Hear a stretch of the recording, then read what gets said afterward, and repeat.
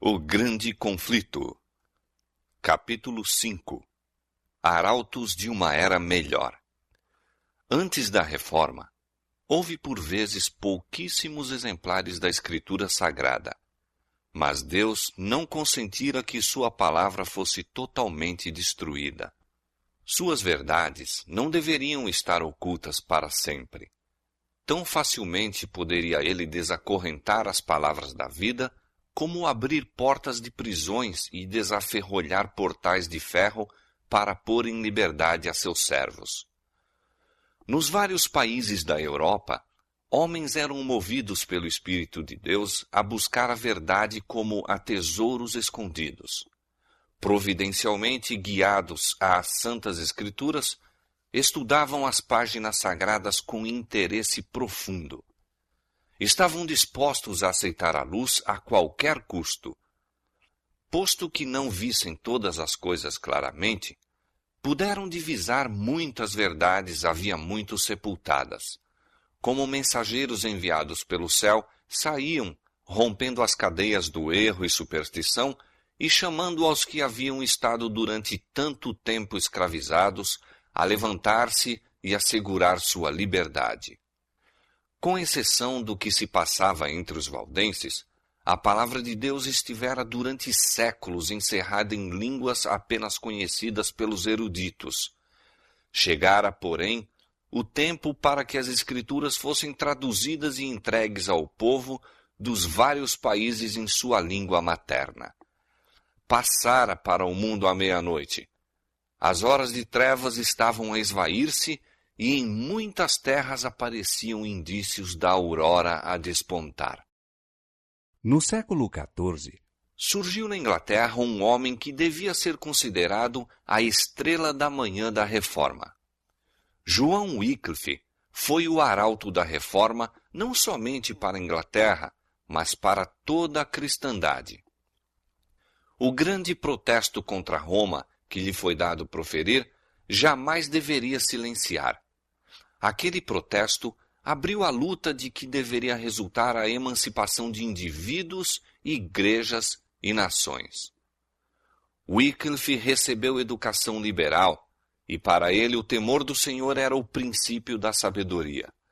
No colégio, se distinguira pela fervorosa piedade, bem como por seus notáveis talentos e perfeito preparo escolar. Em sua sede de saber, procurava familiarizar-se com todo o ramo de conhecimento. Foi educado na filosofia escolástica, nos cânones da Igreja e na lei civil, especialmente a de seu próprio país. Em seus trabalhos subsequentes, evidenciou-se o valor destes primeiros estudos. Um conhecimento proficiente da filosofia especulativa de seu tempo habilitou-o a expor os erros dela, e, mediante o estudo das leis civis e eclesiásticas, preparou-se para entrar na grande luta pela liberdade civil e religiosa.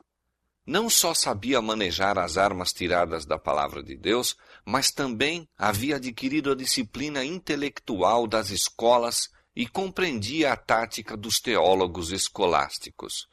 O poder de seu gênio e a extensão e proficiência de seus conhecimentos impunham o respeito de amigos bem como de inimigos. Seus adeptos viam com satisfação que seu herói ocupava lugar preeminente entre os espíritos dirigentes da nação, e seus inimigos eram impedidos de lançar o desprezo à causa da Reforma, exprobrando a ignorância ou fraqueza do que a mantinha. Quando ainda no colégio, Wycliffe passou a estudar as Escrituras Sagradas. Naqueles primitivos tempos em que a Bíblia existia apenas nas línguas antigas, os eruditos estavam habilitados a encontrar o caminho para a fonte da verdade, o qual se achava fechado às classes incultas. Assim, já fora preparado o caminho para o trabalho futuro de Wycliffe como reformador. Homens de saber haviam estudado a palavra de Deus e encontrado a grande verdade de sua livre graça ali revelada. Em seus ensinos, tinham disseminado o conhecimento desta verdade e levado outros a volver às Sagradas Escrituras.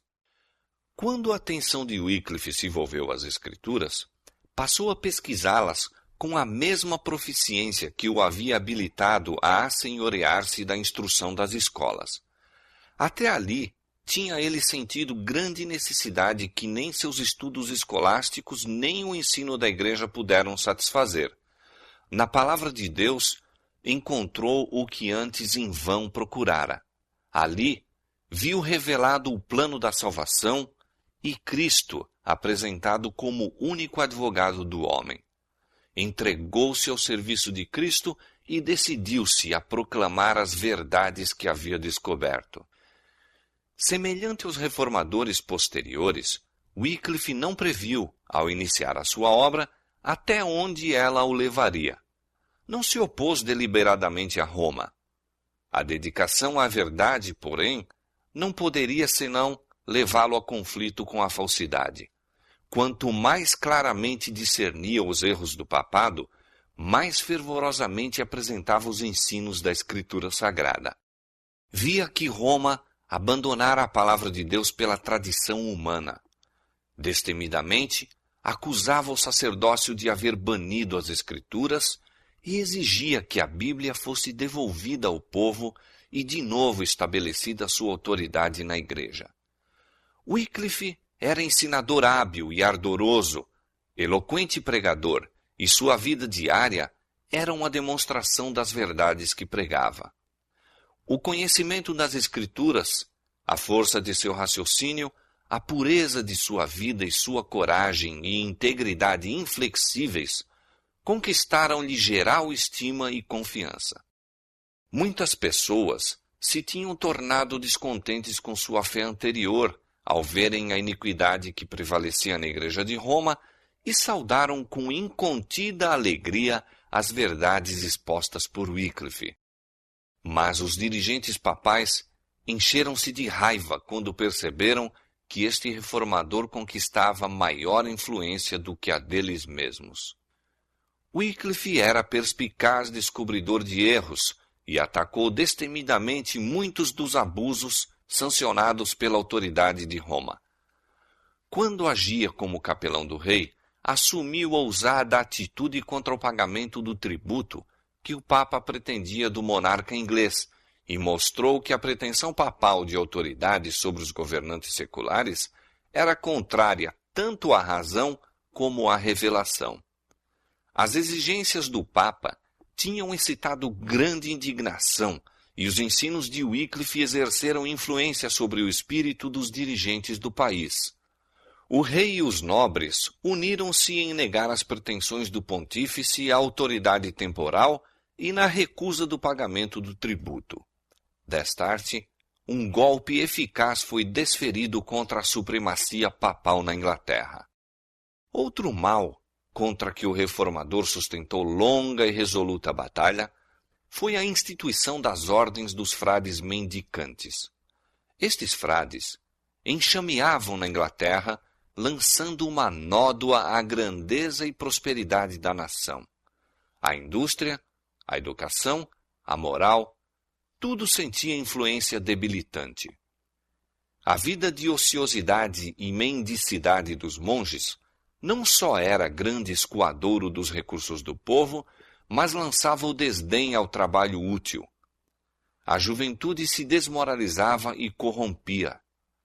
Pela influência dos frades, muitos eram induzidos a entrar para o claustro e dedicar-se à vida monástica, e isto não só sem o consentimento dos pais, mas mesmo sem seu conhecimento e contra as suas ordens. Um dos primitivos padres da Igreja de Roma, insistindo sobre as exigências do monasticismo acima das obrigações do amor e dever filial, declarou: ainda que teu pai te encontrasse deitado diante de tua porta, chorando e lamentando, e tua mãe te mostrasse o corpo que te carregou e os seios que te nutriram, tê-los-ás de pisar a pés e ir avante diretamente a Cristo. Por esta monstruosa desumanidade, como mais tarde Lutero a denominou, que cheira mais a lobo e a tirano do que a cristão ou homem, empedernia-se o coração dos filhos contra os pais. Assim, os dirigentes papais, como os fariseus de outrora, tornavam sem efeito o mandamento de Deus com a sua tradição. Assim se desolavam lares, e pais ficavam privados da companhia dos filhos e filhas. Mesmo os estudantes das universidades eram enganados pelas falsas representações dos monges e induzidos a unir-se às suas ordens. Muitos mais tarde se arrependiam desse passo, vendo que haviam prejudicado sua própria vida e causado tristeza aos pais. Mas, uma vez presos na armadilha, era-lhes impossível obter liberdade. Muitos pais, temendo a influência dos monges, recusavam-se a enviar os filhos às universidades.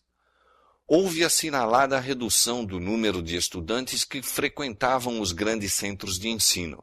As escolas feneciam e prevalecia a ignorância. O Papa conferira a esses monges a faculdade de ouvir confissões e conceder perdão. Isto se tornou fonte de grandes males.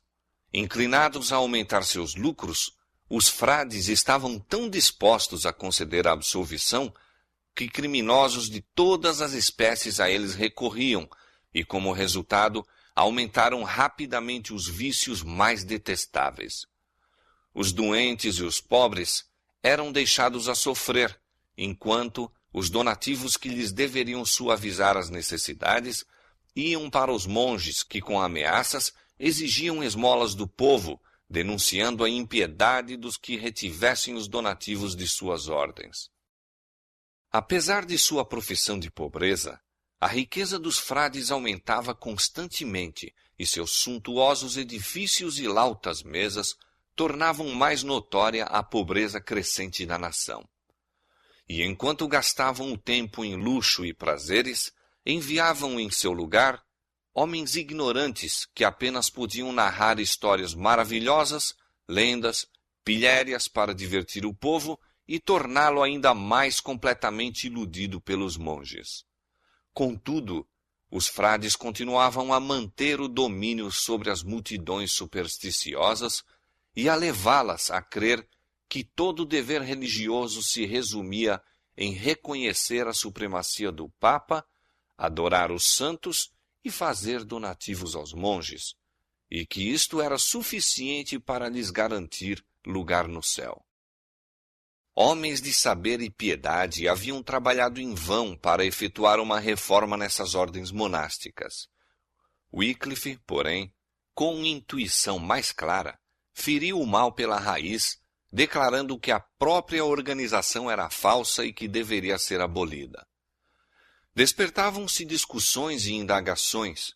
Atravessando os monges o país, vendendo perdões para o Papa, muitos foram levados a duvidar da possibilidade de comprar perdão com dinheiro e suscitaram a questão se não deveriam antes buscar de Deus o perdão em vez de buscá-lo do Pontífice de Roma. Não poucos se alarmavam com a capacidade dos frades, cuja avidez parecia nunca se satisfazer. Os monges e sacerdotes de Roma, diziam eles, estão nos comendo como um câncer. Deus nos deve livrar, ou o povo perecerá. Para encobrir sua avareza, pretendiam os monges mendicantes seguir o exemplo do Salvador, declarando que Jesus e seus discípulos haviam sido sustentados pela caridade do povo. Esta pretensão resultou em prejuízo de sua causa, pois levou muitos à Escritura Sagrada a fim de saberem por si mesmos a verdade, resultado de que todos os outros eram menos desejados de Roma. A mente dos homens foi dirigida à fonte da verdade, que era o objetivo de Roma ocultar. Wycliffe começou a escrever e publicar folhetos contra os frades, porém, não tanto procurando entrar em discussão com eles, como despertando o espírito do povo aos ensinos da Bíblia e seu autor. Ele declarava que o poder do perdão ou excomunhão não o possuía o Papa em maior grau do que os sacerdotes comuns, e que ninguém pode ser verdadeiramente excomungado a menos que primeiro haja trazido sobre si a condenação de Deus. De nenhuma outra maneira mais eficaz poderia ele ter empreendido a demolição da gigantesca estrutura de domínio espiritual e temporal que o Papa erigira e em que a alma e corpo de milhões se achavam retidos em cativeiro. De novo foi Wycliffe chamado para defender os direitos da coroa inglesa contra as usurpações de Roma, e sendo designado embaixador real, passou 2 anos na Holanda em conferência com os emissários do Papa. Ali entrou em contato com eclesiásticos da França, Itália e Espanha, e teve a oportunidade de devassar os bastidores e informar-se de muitos fatos que lhe teriam permanecido ocultos na Inglaterra. Aprendeu muita coisa que o orientaria em seus trabalhos posteriores. Naqueles representantes da corte papal, lia ele o verdadeiro caráter e objetivos da hierarquia. Voltou para a Inglaterra a fim de repetir mais abertamente e com maior zelo seus ensinos anteriores, declarando que a cobiça, o orgulho e o engano eram os deuses de Roma. Num de seus folhetos, disse ele, falando do Papa e seus coletores: retiram de nosso país os meios de subsistência dos pobres e muitos milhares de marcos anualmente do dinheiro do rei para sacramentos e coisas espirituais, o que é a amaldiçoada heresia de simonia, e fazem com que toda a cristandade consinta nesta heresia e a mantenha. E, na verdade, ainda que nosso reino tivesse uma gigantesca montanha de ouro, e nunca homem algum dali tirasse, a não ser somente o coletor deste orgulhoso e mundano sacerdote, com o tempo ela se esgotaria. Pois sempre ele tira dinheiro de nosso país e nada devolve, a não ser a maldição de Deus pela sua simonia. Logo depois de sua volta à Inglaterra, Wycliffe recebeu do rei nomeação para a reitoria de Lutterworth. Isto correspondia a uma prova de que o monarca ao menos não se desagradara de sua maneira franca no falar. A influência de Wycliffe foi sentida no moldar a ação da corte, bem como a crença da nação. Os trovões papais logo se desencadearam contra ele. 3 bulas foram expedidas para a Inglaterra, para a universidade, para o rei e para os prelados, ordenando todas as medidas imediatas e decisivas para fazer silenciar o ensinador de heresias. Antes da chegada das bulas, porém, os bispos, em seu zelo, intimaram Wycliffe a comparecer perante eles para julgamento. Entretanto, 2 dos mais piedosos príncipes do reino o acompanharam ao tribunal, e o povo, rodeando o edifício e invadindo-o, intimidou de tal maneira os juízes que o processo foi temporariamente suspenso, sendo-lhe permitido ir-se em paz. Um pouco mais tarde, faleceu Eduardo III, a quem, em sua idade avançada, os prelados estavam procurando influenciar contra o reformador, e o anterior protetor de Wycliffe tornou-se regente do reino. Mas a chegada das bulas papais trazia para toda a Inglaterra a ordem peremptória de prisão e encarceramento do herege. Estas medidas indicavam de maneira direta a fogueira. Parecia certo que Wycliffe logo deveria cair vítima da vingança de Roma. Mas aquele que declarou outrora a alguém: não temas, eu sou teu escudo, de novo estendeu a mão para proteger seu servo.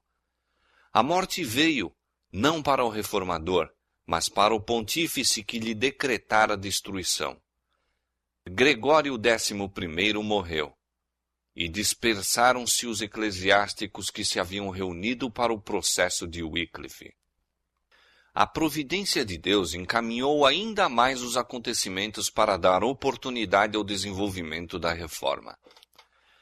A morte de Gregório foi seguida da eleição de 2 papas rivais. 2 poderes em conflito, cada um em si dizendo infalível, exigiam agora obediência.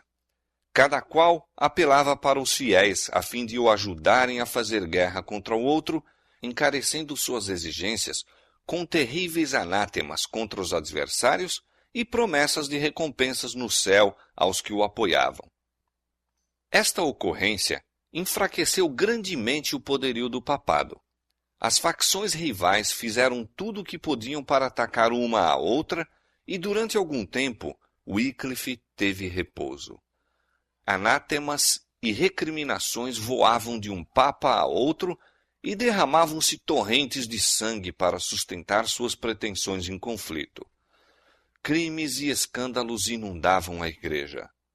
Nesse ínterim, o reformador, no silencioso retiro de sua paróquia de Lutterworth, estava trabalhando diligentemente para, dos papas contendores, dirigir os homens a Jesus, o príncipe da paz.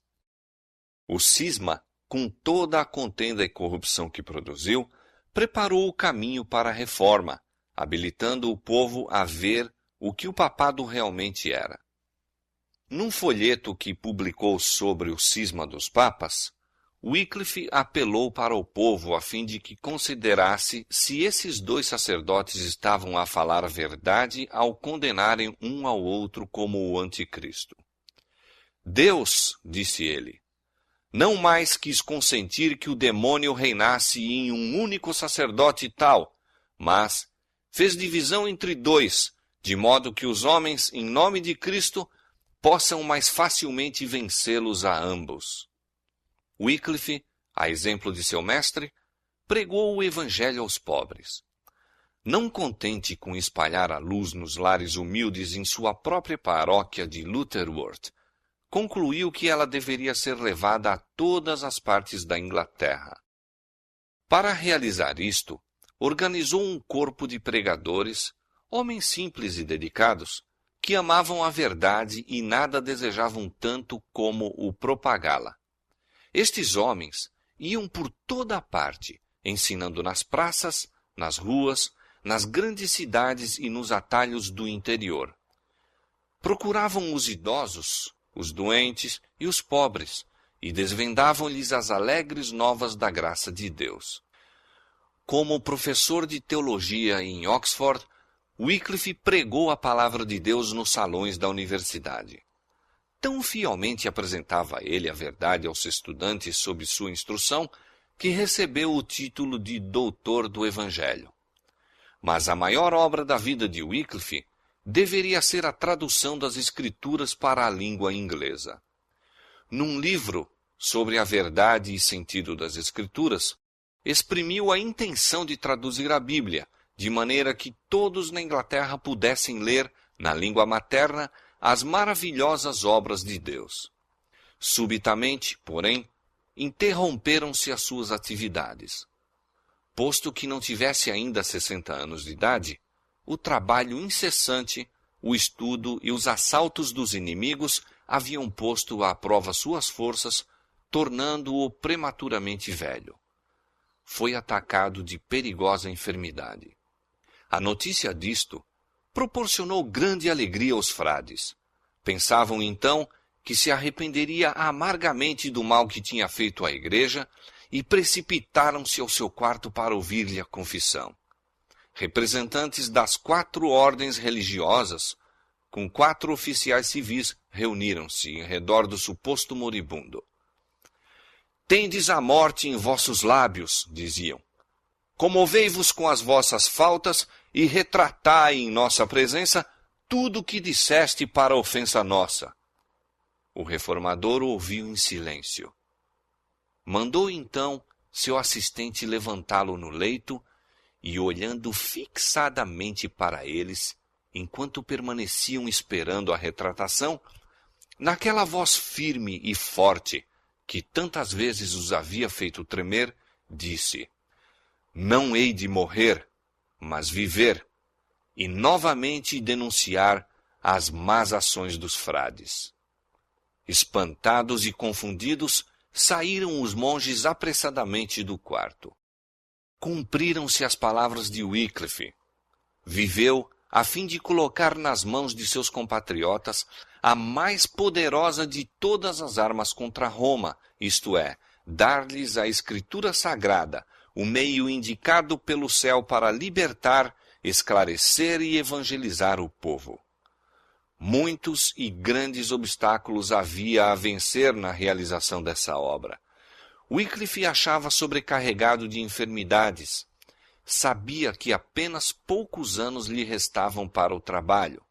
Via a oposição que teria de enfrentar, mas, animado pelas promessas da palavra de Deus, foi avante sem intimidar-se de coisa alguma.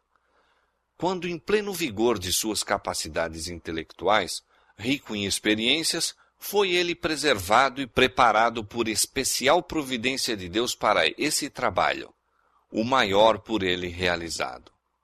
Enquanto a cristandade se envolvia em tumultos, o reformador, em sua reitoria de Lutherwurth, alheio à tempestade que fora esbravejava, dedicava-se à tarefa que escolhera. Concluiu-se, por fim, o trabalho. A primeira tradução inglesa que já se fizera da Escritura Sagrada. A palavra de Deus estava aberta para a Inglaterra. O reformador não temia agora prisão ou fogueira. Colocara nas mãos do povo inglês uma luz que jamais se extinguiria. Dando a Bíblia aos seus compatriotas, fizera mais no sentido de quebrar os grilhões da ignorância e do vício, mais para libertar e enobrecer seu país do que já se conseguira pelas mais brilhantes vitórias nos campos de batalha. Sendo ainda desconhecida a arte de imprimir, era unicamente por trabalho moroso e fatigante que se podiam multiplicar os exemplares da Escritura Sagrada. Tão grande era o interesse por se obter o livro, que muitos voluntariamente se empenharam na obra de o transcrever. Mas era com dificuldade que os copistas podiam atender aos pedidos. Alguns dos mais ricos compradores desejavam a Bíblia toda. Outros compravam apenas parte. Em muitos casos, várias famílias se uniam para comprar um exemplar. Assim, a Bíblia de Wycliffe logo teve acesso aos lares do povo. O apelo para a razão despertou os homens de sua submissão passiva aos dogmas papais.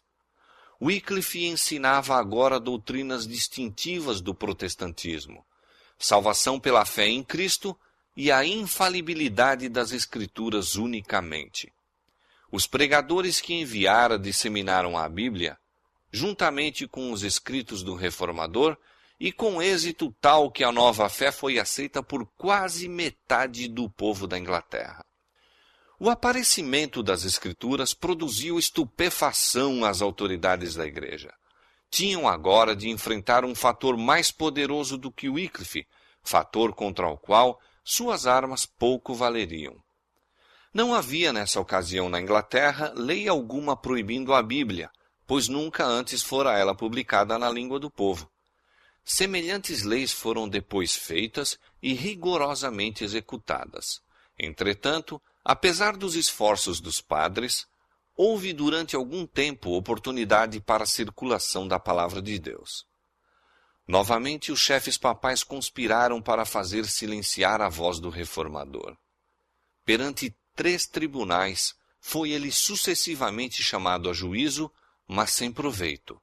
Primeiramente, um sínodo de bispos declarou heréticos os seus escritos e, ganhando o jovem rei Ricardo II para o seu lado, obtiveram um decreto real sentenciando à prisão todos os que professassem as doutrinas condenadas. Wycliffe apelou do sínodo para o parlamento. Destemidamente, acusou a hierarquia perante o Conselho Nacional e pediu uma reforma dos enormes abusos sancionados pela Igreja. Com poder convincente, descreveu as usurpações e corrupções da sé papal. Seus inimigos ficaram confusos. Os que eram amigos de Wycliffe e o apoiavam tinham sido obrigados a ceder, e houvera a confiante expectativa de que o próprio reformador, em sua avançada idade, só e sem amigos, curvar-se-ia ante a autoridade combinada da coroa e da tiara.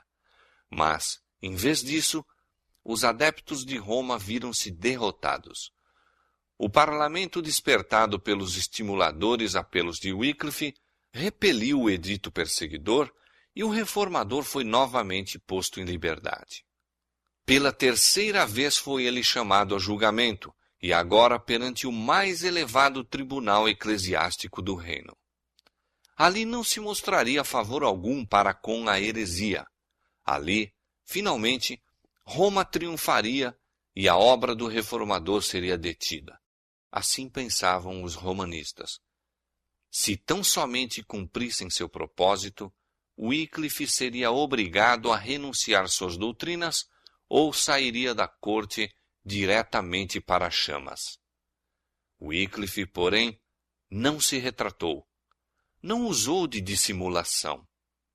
Destemidamente, sustentou seus ensinos e repeliu as acusações de seus perseguidores.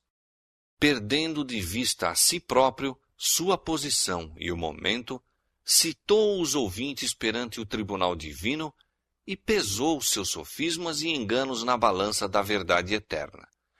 Sentiu-se o poder do Espírito Santo na sala do concílio. Os ouvintes ficaram como que fascinados. Pareciam não ter forças para deixar o local. Com setas da aljava do Senhor, as palavras do reformador penetravam-lhes a alma. A acusação da heresia que contra ele havia formulado, com poder convincente, reverteu contra eles mesmos. Por que, perguntava ele, ousavam espalhar seus erros? Por amor do lucro, para da graça de Deus fazerem mercadoria?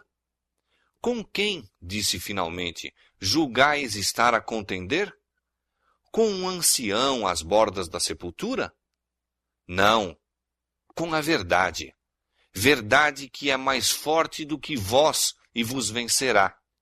Assim dizendo, retirou-se da assembleia e nenhum de seus adversários tentou impedi-lo. A obra de Wycliffe estava quase terminada. A bandeira da verdade que durante tanto tempo empunhara, logo se deveria cair da mão. Mas, uma vez mais, deveria ele dar testemunho do Evangelho. A verdade deveria ser proclamada do próprio reduto do reino do erro. Wycliffe foi chamado a julgamento perante o tribunal papal em Roma, o qual tantas vezes derramara o sangue dos santos. Não ignorava o perigo que o ameaçava, contudo, teria atendido à chamada se um ataque de paralisia lhe não houvesse tornado impossível efetuar a viagem. Mas, se bem que sua voz não devesse ser ouvida em Roma, poderia falar por carta, e isto se decidiu a fazer. De sua reitoria, o reformador escreveu ao Papa uma carta que, conquanto respeitosa nas expressões de cristã no espírito, era incisiva censura à pompa e orgulho da sé papal. Em verdade me regozijo, disse, por manifestar e declarar a todo homem a fé que mantenho, e especialmente ao bispo de Roma, o qual, como suponho ser íntegro e verdadeiro, de muito boa vontade confirmará minha dita fé, ou, se ela é errônea, corrigi-la-á. Em primeiro lugar, creio que o Evangelho de Cristo é o corpo todo da lei de Deus. Declaro e sustento que o bispo de Roma, desde que se considera o vigário de Cristo aqui na terra, está obrigado, mais do que todos os outros homens, à lei do Evangelho. Pois a grandeza entre os discípulos de Cristo não consistia na dignidade e honras mundanas, mas em seguir rigorosamente e de perto a Cristo em sua vida e maneiras. Jesus, durante o tempo de sua peregrinação na terra, foi homem paupérrimo, desdenhando e lançando de si todo domínio e honra mundanos. Nenhum homem fiel deveria seguir quer ao próprio Papa, quer a qualquer dos santos, a não ser nos pontos em que se seguirem ao Senhor Jesus Cristo, pois Pedro e os filhos de Zebedeu, desejando honras mundanas, contrárias ao seguimento dos passos de Cristo, erraram, e, portanto, nestes erros não devem ser seguidos. O Papa deve deixar ao poder secular todo o domínio e governo temporal, e, neste sentido, exortar e persuadir eficazmente todo o clero, pois assim fez Cristo, especialmente por seus apóstolos.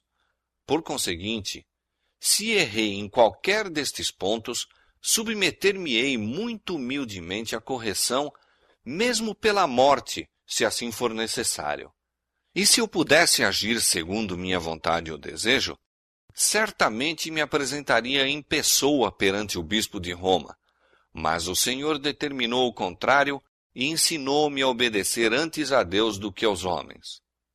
Finalizando, disse: Oremos a nosso Deus, para que ele de tal maneira influencie nosso Papa Urbano VI, conforme já começou a fazer, que juntamente com o clero possa seguir ao Senhor Jesus Cristo na vida e nos costumes, e com eficácia ensinar o povo, e que eles, de igual maneira, fielmente o sigam nisso. Assim, Wycliffe apresentou ao Papa e aos cardeais a mansidão e humildade de Cristo, mostrando não somente a eles mesmos, mas a toda a cristandade o contraste entre eles e o Mestre, a quem professavam representar. Wycliffe esperava plenamente que sua vida seria o preço de sua fidelidade. O rei, o Papa e os bispos estavam unidos para levá-lo à ruína, e parecia certo que, quando muito, em poucos meses o levariam à fogueira. Mas sua coragem não se abalou.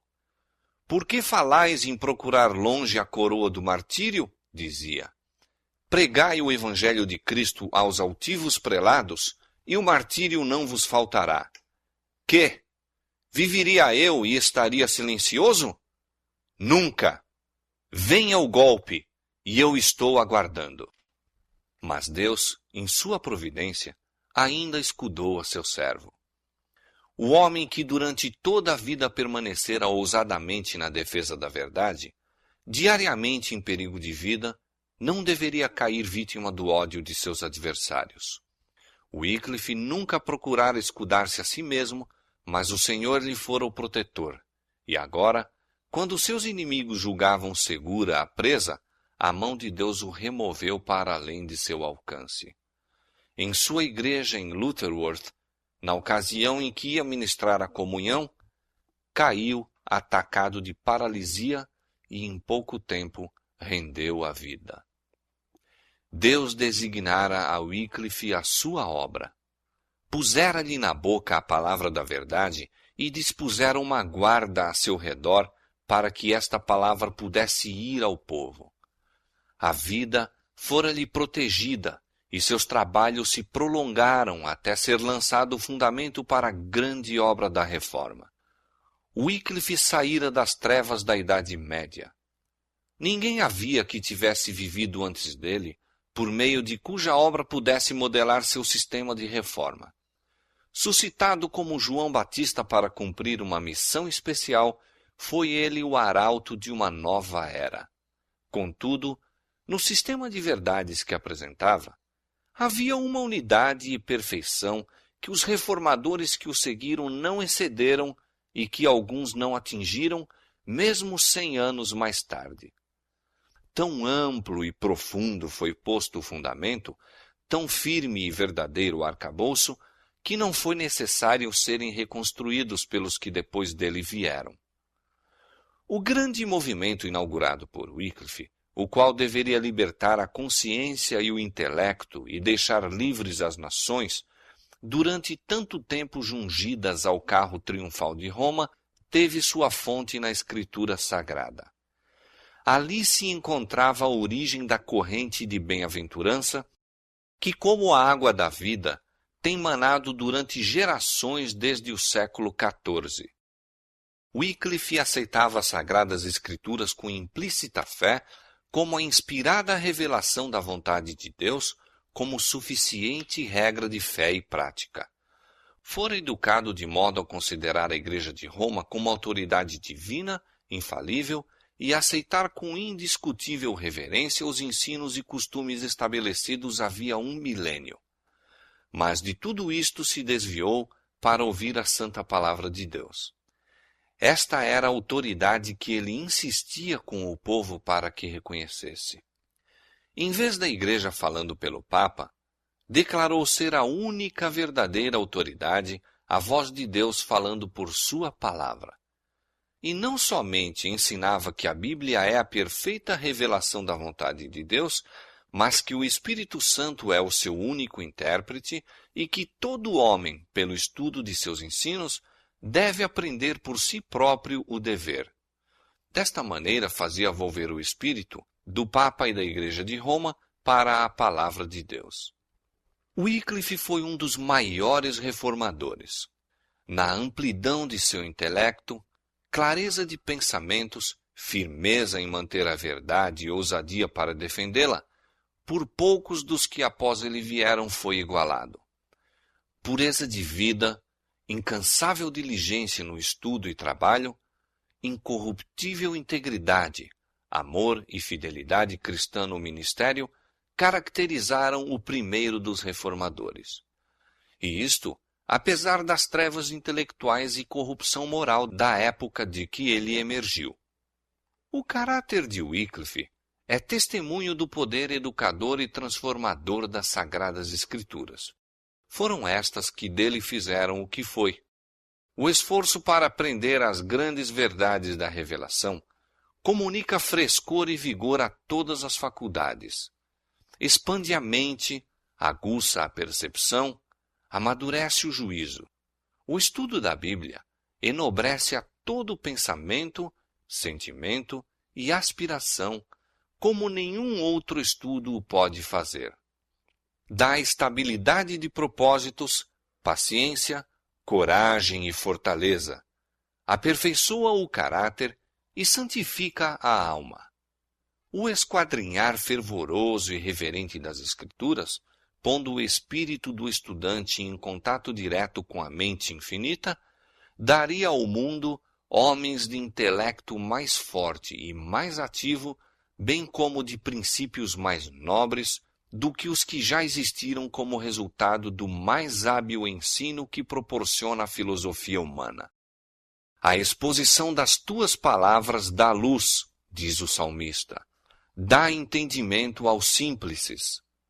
As doutrinas ensinadas por Wycliffe continuaram durante algum tempo a espalhar-se.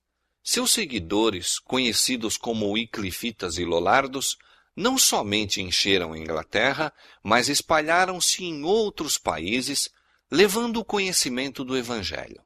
Agora que seu guia fora tomado dentre os vivos, os pregadores trabalhavam com zelo maior do que antes e multidões se congregavam para ouvi-los. Alguns da nobreza e mesmo a esposa do rei se encontravam entre os conversos.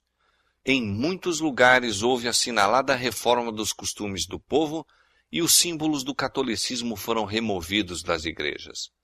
Logo, porém, a impiedosa tempestade da perseguição irrompeu sobre os que haviam ousado aceitar a Escritura Sagrada como guia.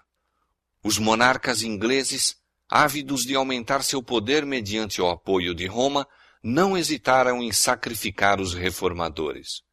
Pela primeira vez na história da Inglaterra, a fogueira foi decretada contra os discípulos do Evangelho. Martírios sucederam a martírios. Os defensores da verdade, proscritos e torturados, podiam tão somente elevar seus clamores ao ouvido do Senhor dos Exércitos.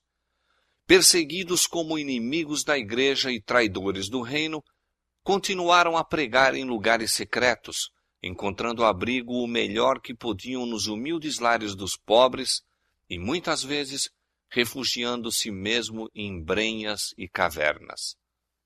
Apesar da fúria da perseguição, durante séculos continuou a ser proferido um protesto calmo, devoto, fervoroso, paciente contra as dominantes corrupções da fé religiosa.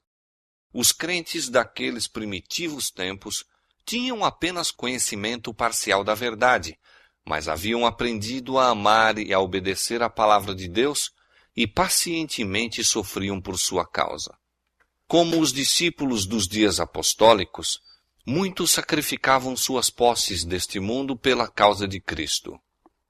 Aqueles a quem era permitido permanecer em casa, abrigavam alegremente os irmãos banidos, e quando eles também eram expulsos, animosamente aceitavam a sorte dos proscritos.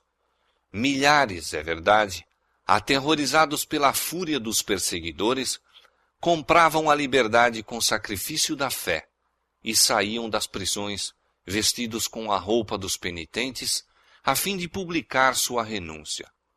Mas não foi pequeno o número, e entre estes havia homens de nascimento nobre, bem como humildes e obscuros, dos que deram destemido testemunho da verdade nos cubículos dos cárceres, nas torres dos lolardos e em meio de tortura e chamas, regozijando-se de que tivessem sido considerados dignos de conhecer a comunicação de suas aflições. Os romanistas não haviam conseguido executar sua vontade em relação a Wycliffe durante a vida deste, e seu ódio não se satisfez enquanto o corpo do reformador repousasse em sossego na sepultura.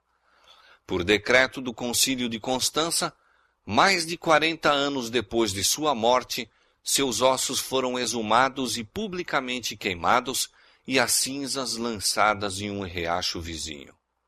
Esse riacho, diz antigo escritor, levou suas cinzas para o Avon para o Severn para os pequenos mares, e estes para o grande oceano. E assim, as cinzas de Wycliffe são o emblema de sua doutrina, que hoje está espalhada pelo mundo inteiro. Pouco imaginaram os inimigos a significação de seu ato perverso. Foi mediante os escritos de Wycliffe que João Hus, da Boêmia, foi levado a renunciar a muitos erros do catolicismo e entrar na obra da Reforma. E assim é que nesses dois países tão grandemente separados foi lançada a semente da verdade. Da Boêmia, a obra estendeu-se para outras terras. O espírito dos homens foi dirigido para a palavra de Deus, havia tanto esquecida. A mão divina estava a preparar o caminho para a grande reforma.